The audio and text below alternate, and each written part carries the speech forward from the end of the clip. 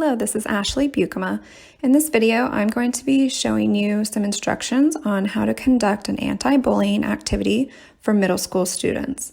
This activity should take approximately 20 to 30 minutes, so plan your instruction accordingly.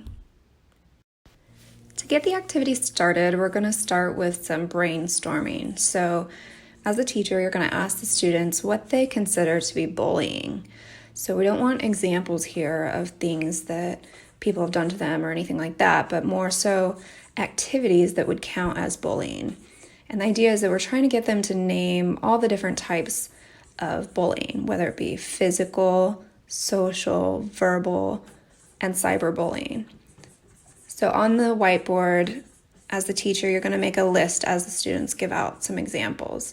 So here you'll see a list of examples that the students might share.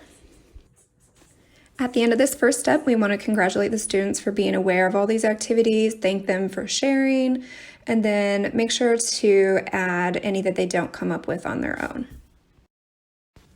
Once we have a whiteboard full of bullying activities, the next step is to give each student a plain 8.5 by 11 sheet of paper, or really it can be any size, any color, as long as it's a plain paper, and then ask them to take out a pen. And it's important that it's a pen and not a pencil or a marker.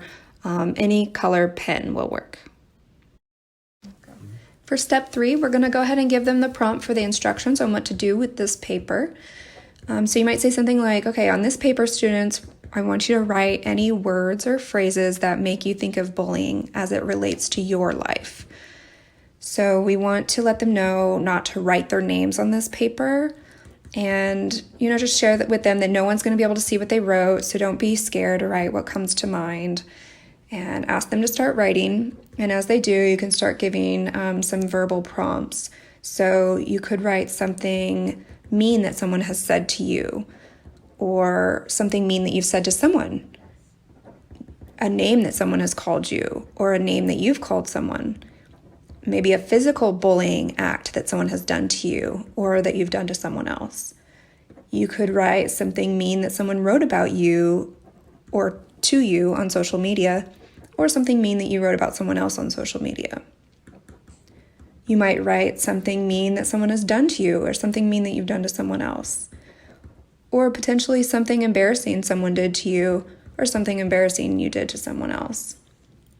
So we want to give them about 5 minutes to fill up as much of the paper as they can.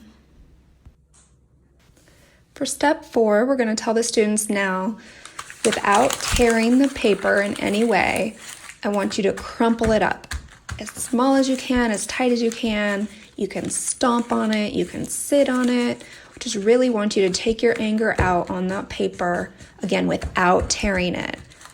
We want to be able to see the words still when we open it back up.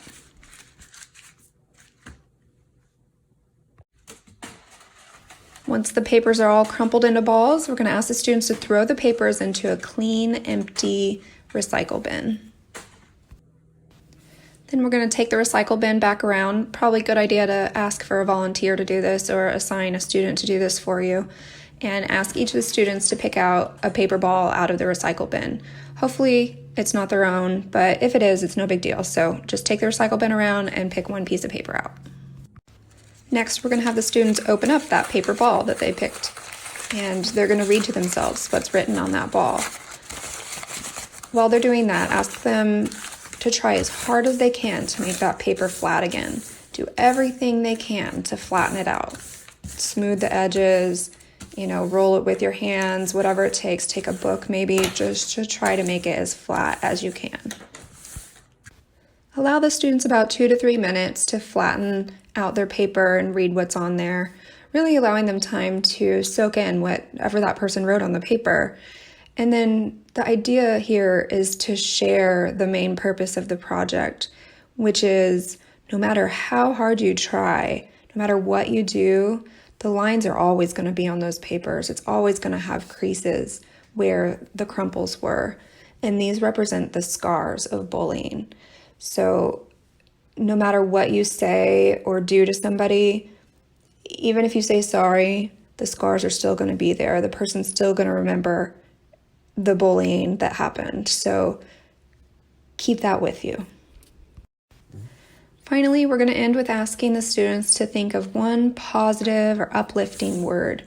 Maybe you can ask for a couple volunteers to share a word that comes to mind to give the students ideas. And as they're thinking of that, we're going to hand out a marker or a Sharpie and have the students write that one word as big as they can on the paper that's in front of them. And, while they're doing this, again, share the main purpose. The message here is that you can put a Band-Aid on the paper to try to hide the scars, but under that Band-Aid, under that word, there's always going to be those hurtful words and situations and those creases in that paper. So really think about what you say and do and text and post about others, because everyone has feelings. I thought this might be a good time too to potentially share a personal story or some other way that you can make this activity personal. This would be a good time to do that. Okay, the last part of the activity is now to just ask the students if anybody wants to share something that they learned, something that they read, or maybe an aha moment that they had from the activity. Ideally, you'd like to hear of a story of maybe somebody recommitting to be a nicer person or a better friend, really trying to end the activity on a positive note. And of course, if no one volunteers, you can use your randomizer to pick a few people to share.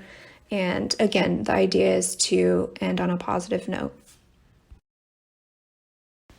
Thank you for watching this video. I hope that this activity can be used as a segue to introduce your students to resources of what they can do if they're a witness of bullying or if they themselves become a victim of bullying. According to stopbullying.gov, bullying actually peaks in middle school, so these are the target students that we need to reach right now. The statistics show that 20% of students between 12 and 18 years old have experienced bullying, and over 70% have seen it in their own school. So for me as a teacher, my purpose of doing this activity is to let my kids know that bullying is not allowed in my class. I have the structure and the guidelines that are going to prevent this, and it's a zero tolerance policy. So again, thanks for watching.